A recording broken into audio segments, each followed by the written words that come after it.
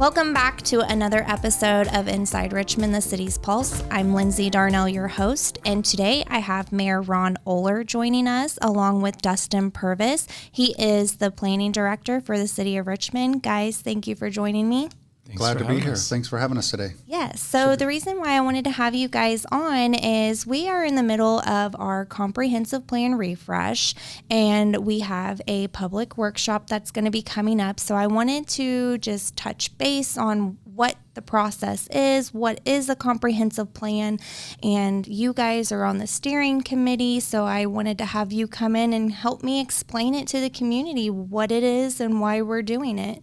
So we're going to first start out with what is a comprehensive plan. So the city uses a comprehensive plan to guide all of its decisions including land use development, housing, neighborhoods, parks and rec, transportation utilities. So it's our guidebook. Some people call it a master plan, but I see it more as a guidebook. And we're refreshing it. If the listeners don't remember, we did this in 2019. So every 5 years you need to refresh it. Otherwise, it gets stale and you have to start from scratch. And you mentioned the public workshop coming up. Let's talk about that twice. Let's mention it now, the date, time, and location, and again at the end so people really know. Okay, so our public workshop will be held at the Star Jeanette building on July 31st. That is a Thursday from 5:30 to 6:30. There will be a brief 15-minute presentation, and then it will be an engagement discussion about what does the community want and see for our city. Exactly. Thank you. Okay, so the comprehensive plan. If I may, of course, Dustin, you want to add to what is a comprehensive plan? You're a city planner. You are our planning director, so you're more closely, your job is this, basically. Yeah, so I think on the one hand, as the mayor was saying, it allows us this opportunity to have a snapshot of where we are right now, but then also to determine what our priorities are, where we would like to go, and then, sort of evaluate how we could get there.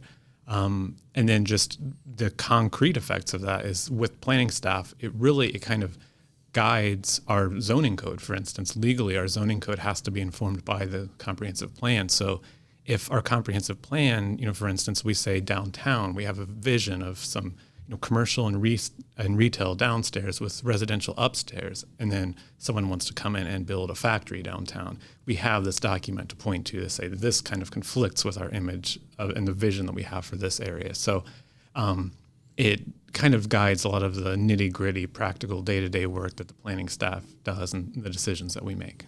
And your department probably uses this plan more. We do. Legally, whenever someone wants to rezone a property or get any kind of variance, we have to evaluate what the comprehensive plan says and use that as a guide for how we ultimately, the recommendations we make to the various boards and commissions in the city. Mm-hmm. And so this plan is a long-range roadmap. I say long-range even though it is 5 years, but it does have to be updated every 5 years. Another reason why we need the comprehensive plan is so we can qualify for federal grants. One of them, I believe, is the Community Crossings Matching Grant. So that is roads. We won it this year, so hopefully, and I believe we won it last year, so hopefully we can win it every year. And what that is we will match whatever they give us in order to repair roads within the city. Right. That's a good example of it. If you don't have an updated, fresh plan, you don't qualify for certain grants. But it's really, I'm going to say it's a 20-year plan, and you roll it and revise it every 5 years. So that's what we're doing now. And for an example, on Goal 3, if I may jump ahead, Goal 3 back in 2019 was community identity, process, and procedures. Well, we started branding the city. So we started our community identity earlier. So based upon what we thought in 2019, we're doing that now in 25. So that goal, there'll still be 6 goals in the new one, but that's changing to quality of place and some other stuff too. So every time we revisit this every 5 years, it's very likely that, maybe there's a huge change in transportation 10 years from now. So that would come off because it's fixed forever. We finally have flying cars or something crazy. So you constantly are looking at it and just revising it and picking out pieces. And that's what we're doing right now is we're looking at what worked and what didn't work. And unfortunately, because of COVID, some things just can't work and won't work people's behaviors change. So we need to recognize that this part of the plan won't work anymore because just the behaviors change, and we need to adjust it. So. Yes, a lot has changed in our community since the last plan. So this refresh makes sure that we're keeping up with new needs and opportunities. Another part of the comprehensive plan is affordable housing, land use, transportation, economic development. So we really want to stress to the community this is what it is, and that their voice is going to be a big part. It's not just city employees that are constructing this plan. That's why we're going to have the workshop, is because it's the community. They are the ones that make up our city, and they are the ones that voices matter. Right. So we have all these professionals who work for the city who have been guiding this. We're to the point where we need public input. So we've spent all the time looking at what we've done the last 5 years. And now we need to, everybody's, I don't want to say buy-in, but we need everybody's input on what we want to do in the future. So another thing too is affordable housing is a big issue right now. We have a lot going on in downtown right now with the revitalized Richmond. Those are going to be market rate apartments, and so we will be shifting our focus in the comprehensive plan to affordable housing. We do have a dire need for that as well. Right. So in 2019, the focus really was on more market rate luxury type apartment buildings, which are under construction now. So now we're shifting back back on affordable housing, and we're going to tie in. This plan will also include an address to the long-term homeless population, unsheltered. So this plan, we're going to add that in here too, and see if we can, because what you use a plan for, use it to get funding. That's another reason. So if it's in our plan that we want to do something better for the unsheltered homeless, then we need it in our plan, and we can seek some funding. The task force, my mayor's task force, has been meeting for a little over a year now. We met this morning, and they're all excited about this, and I'm excited because we have some persistent. One of the things I learned about homelessness in first 15 months of being mayor, we're now at the point where we're multi-generational homelessness. So we have people who've never known anything but unsheltered homeless lifestyle, and they don't know a way out. Years ago, a decade or so ago, we started talking about multi-generational poverty. People didn't know a way out of poverty, so government's job was to help focus and educate them on how to get out of poverty and stay out of poverty, because they didn't know. That's how they were raised. So now we've got to turn the same thing on unsheltered homeless. One of the ones I talked to last week, she's been homeless since she was 6 years old. So her parents told her. She doesn't remember before 6. So, and her parents were homeless before that. So she's second or third generation homeless and doesn't know anything different, and is willing to be educated, but we need to focus on that. If it's not in our plan, we won't pay attention to it. And this is something Richmond for many years has done a really good job of not putting this on the shelf. They never put this on the shelf. That's why number 3 is being taken care of. So we're constantly working this stuff, and that's important. A lot of communities will create a comprehensive plan, put it on a shelf, and use it to apply for a grant and not think about it. But like you said, planning department uses it probably daily. Right. The mayor's office is always referring to it. So when developers come in, we're always, this is our plan. This is what we want to do. This is how we want to revitalize Richmond. And this helped us, with the Lilly grant and everything else that's going on. So all the stuff that's happening downtown and around town is because of this. Doesn't sit on the shelf. It's well worn. We've dog-eared pages and everything. And something really neat, too, is the EDC did an extensive housing study, and it's located on their website. And I believe what they found was that our city needs 300 new units a year to keep up. And with the county together, it's 450. 450 Between with the county? City and the county, we can absorb 450 new units a year, single-family homes, condos, apartments, and that's just incredible. And the rate we're planning to build in the next 5 years, we're about half that. So we're not even catching up to that just yet, but we got to start rolling. So we're starting now. Within 18 months, we'll have another 150 apartments downtown, and then another 100, and then get the other housing project going. We haven't started a new subdivision in 23 years now in Richmond. So it'll be nice to do that.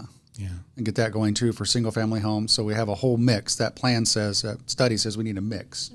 So we're definitely working the mix. Can you give us any updates on 6 Main? I know they were supposed to be starting construction on the foundation this week, which I have seen some bulldozers over there. Yeah, my understanding is that they have started construction this week, and I believe that the transfer to the developer is just about complete. So I think that we should, in the coming weeks and months, actually begin to see some tangible evidence of work being done out there, which is exciting. Mm-hmm. And then your department, I know, like we've been talking about, deals more with the comprehensive plan. You also do permits, which I do reports on the permits, and we have a lot of private investment going on that I don't think the city or the community knows about, how much money is being put in Richmond as a city whole, and then also in downtown. Yeah, I think, we certainly with good reason hear a lot about the exciting work that's being done downtown, but you're right. We have, I think in recent years, just people in their houses. They're spending a lot of money to renovate their houses, to add additions, or, put, a pole barn or something in their backyard. I mean, we are seeing a lot of that, especially in the summer, I think, once the weather gets nice. Mm-hmm. People kind of get the bug to work on their house. And there has been a lot of investment in the city over the last couple of years. Yeah, in the industrial park, Blue Buffaloes. Yeah, absolutely. What was that? $200 million expansion, 50 new jobs. Yeah. Liberation Biosciences will be open soon. Yeah, Anchor Ingredients as well. Mm-hmm. Yes, Anchor Ingredients. A lot of stuff happening. Yes, a lot of stuff, of good stuff for our city. Good time to be a Richmondite, I think. It is, especially within these next few years. I mean, we're going to see a huge change. Yeah, we just stopped at a coffee shop this morning on the way up, downtown coffee shop, and met a young couple who's been here 2 years, and they're excited. I asked them, had you ever seen the city before the last 2 years? He said, not really, but what they see, they really like. Mm-hmm. Yeah, it is an exciting time for us. So another thing too, talking about the comprehensive plan with land use, can you give us a little bit of a dive in on what the land use is used for? Yeah, that kind of gets back a little bit to what I said a minute ago about how the comprehensive plan informs our zoning. So, the comprehensive plan might identify a specific corridor that we might want to develop in a new way. Maybe in the past it was more residential. Maybe we might want to sprinkle in some commercial now. The comprehensive plan would be the spot where we really highlight that. We have evidence of that, and then moving forward, that should inform our zoning code and how we determine what types of land use are or are not permitted. Because again, it all comes back to the comprehensive plan. We need to be able to point to the plan and say that this project, it supplements what we're seeking to do in our plan. So it really does kind of dictate the various land uses that we are permitting within the city. So just to kind of break it down to understand, land use is either this land can be used for residential or commercial only, or a little bit of mix of both. Yeah, so our zoning code, we have something like 16 or 17 different zoning districts. So you have residential districts of different types of density, and we have different types of commercial districts, different types of industrial districts, but they essentially do outline what sorts of things can be used on that property, and then just the development standards. So things like setbacks or how large the lot has to be, those are all determined by the zoning code, which again is informed by the comprehensive plan. So it's really important that we do the comprehensive plan. It is. Not only for funding, but because we have to have this guide to tell us what to do. And it's not, like I said, not just us deciding, it's the whole community deciding. Exactly. Mm-hmm. Yes. Okay, so like he was saying, funding priorities and zoning, this is very important. Another thing that we are going to be working on is, since we have the community identity already underway, is we're going to kind of shift our focus to quality of place. Now, which one of you wants to describe what is quality of place? Quality of place is also quality of life. I've heard it called two different things. So the built environment, improving the built environment, adding smaller parks, maintaining the bigger parks better. So shifting focus around and choosing which area gets attention, which area gets the quality control, if you will. But we're finding that historically, people would move to an area after college because of a job. But in the last, you read economists' reports, in the last 10 to 15 years, that's changed to people are choosing to live in a place first, and then they know the job is there for them, or they'll work virtually. So if you're not focusing on quality of life, quality of place features, if you're not activating parks, if you're not putting zip lines and canoe and kayak launch in the Whitewater River along the Gorge Park, if you're not building a dog-friendly park in the Depot District, if you're not building apartments with a dog spa, if you're not doing all this stuff, if you're not taking an alley, in a couple of years we'll have an alley opened up back here and there'll be chandeliers hanging in it.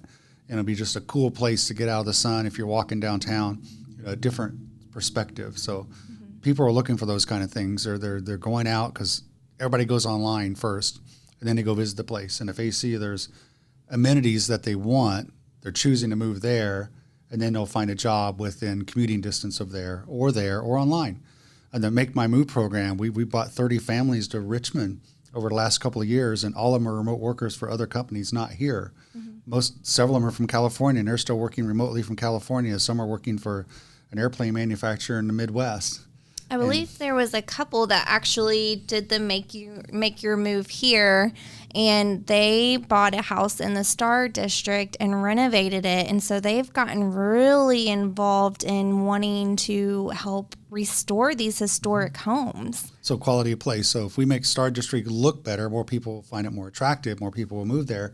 And it just keeps rolling. It's the broken window theory. If you have a broken window, other people are going to break windows. So if you have an old historic home that's been remodeled, then the neighbors are going, well, I'm going to fix up my house and my house and my house, and then I'm going to buy a house instead of having it as a rental.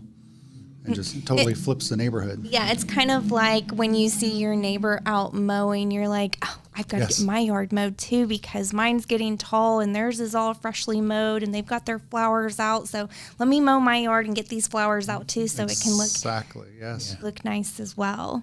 And you, Dustin, want to say something about quality of place? I think just, building off of that, I mean, it's the neighbors can kind of do their work to upkeep.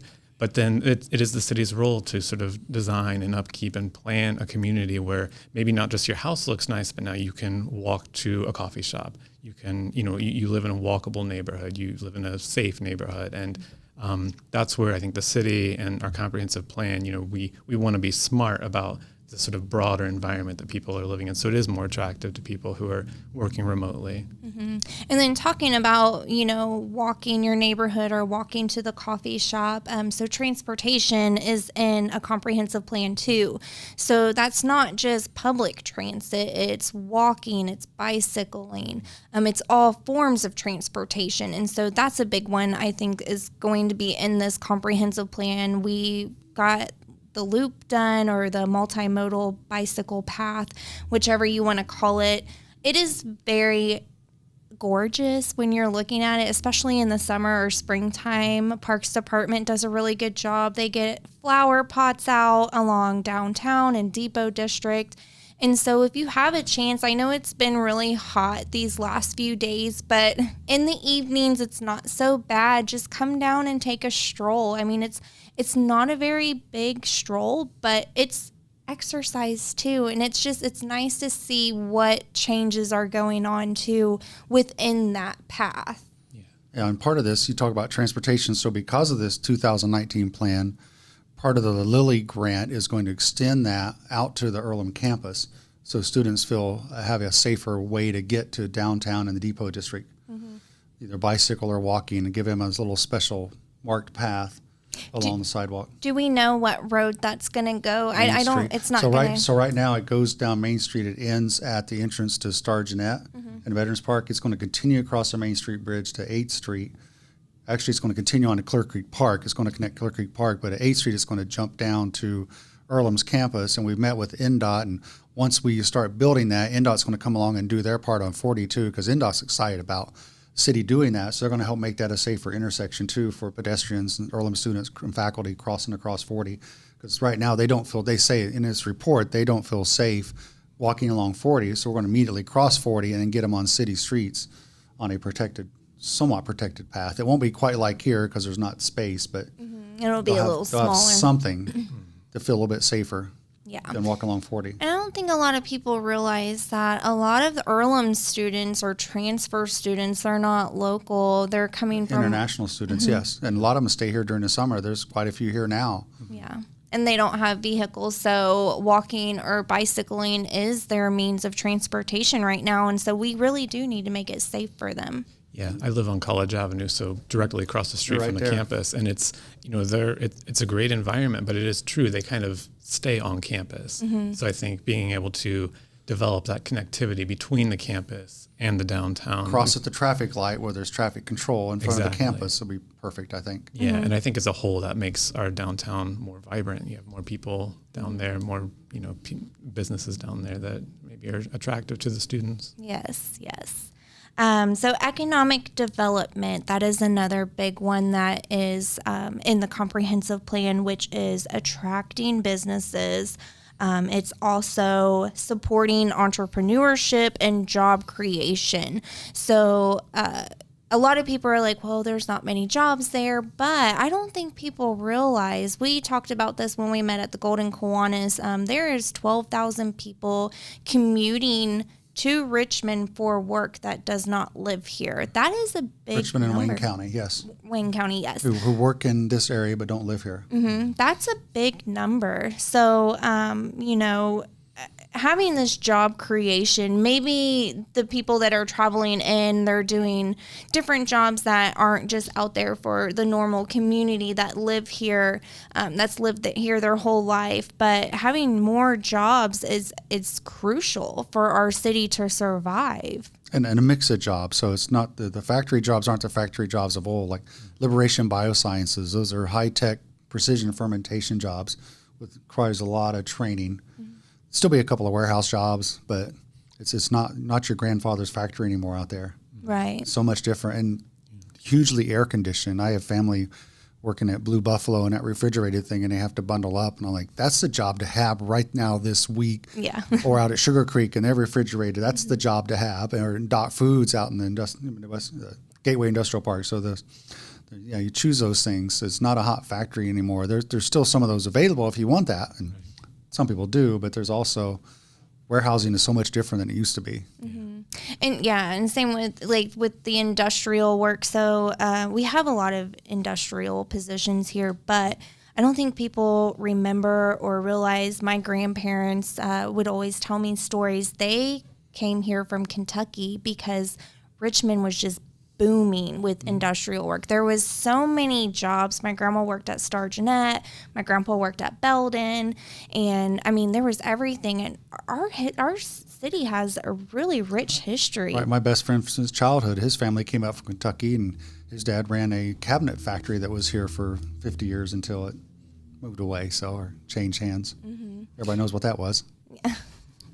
Yeah. So, so I mean, even though we still have industrial factories here, maybe it's not industrial that we want to create more space for. Maybe it's something else, So I think it's just important that during the public workshop that we can get as many community members to come. Like I said, your voice does matter, but if you don't come, we don't hear it. And you likely have ideas that we don't have. That's why we need the community input. We need the community voice. We need to hear, because some of these things in the 2019 plan are probably things that committee at that time didn't think of. I was on council, but I wasn't on the committee because I wasn't a full-time city employee and I was working elsewhere a lot.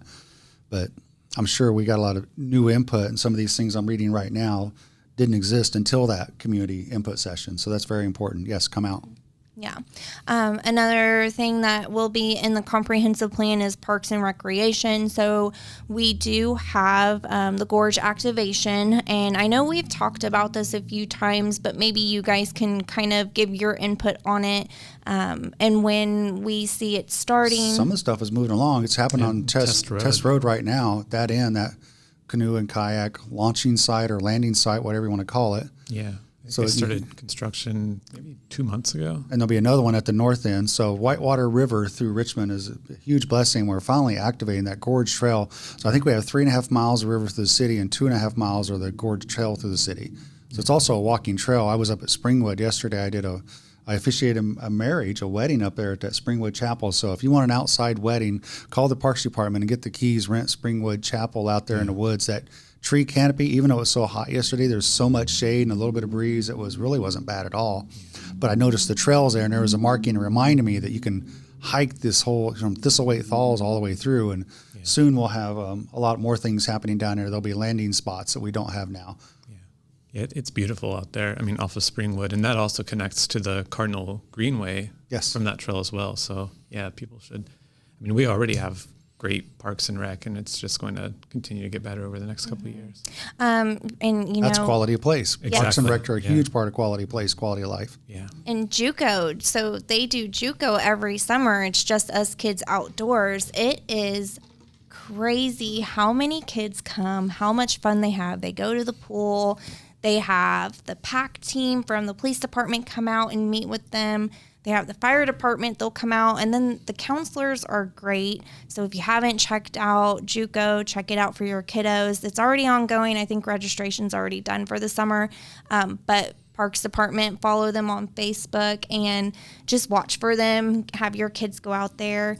I believe it's from 9 to 12. I think they have something in the afternoon. I'm not quite sure. I don't. Yeah, you have to just check the website. Check the website, yeah. But, I mean, Parks and Recreation, it's not just about having new parks or new amenities. It's also the programs that they can offer to the community. And I don't know how many seniors are watching this, but if you haven't checked out the Parks Senior Center down on the south side of town, it's a very low fee.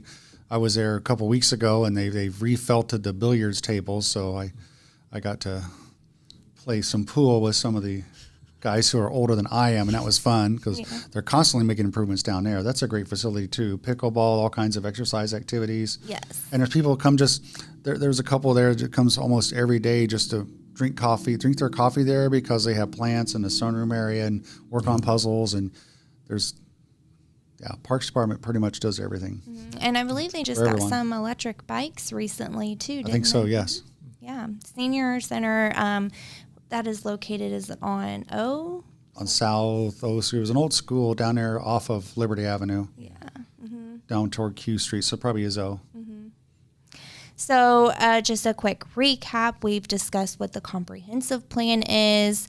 We want to get this message out again that our public workshop is going to be on Thursday, July 31st from 5:30 to 6:30 at the Star Jeanette building. If you don't know where that's at, it is 101 South 1st Street here in Richmond.